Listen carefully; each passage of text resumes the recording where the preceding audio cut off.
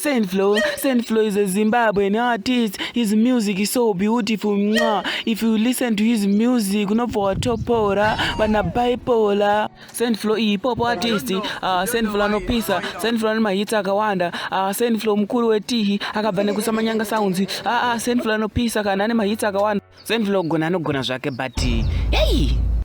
SaintFloew asi munhu wekuita naye madhiri. Oh, mufunga kuti ndikunyepa. Are you kidding me? Ufunga kuti ndikunyepa.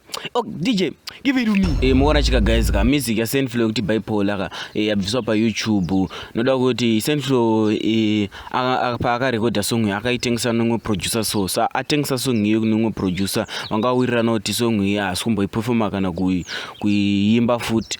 Pozanga itengesa so now akabva rekoda futi ngoma ye ndobva ye uploada pa YouTube now akuiperforma so producer ese munhu ane 100% right of the song ndobva claim copyright yobva yadzurwa pa YouTube channel ya SaintFloew.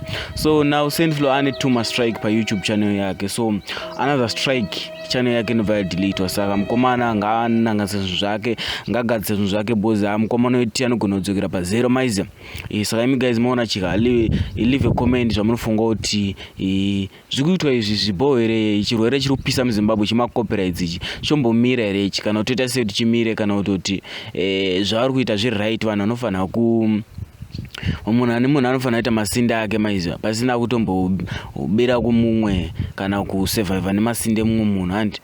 Saka munongo leave a comment zvamufunga kuti nyaya copyright mukuti chinayo iri kupisa kayoyi adogona kuti inini ndoda kutombocopyright wangu munhu maiziva.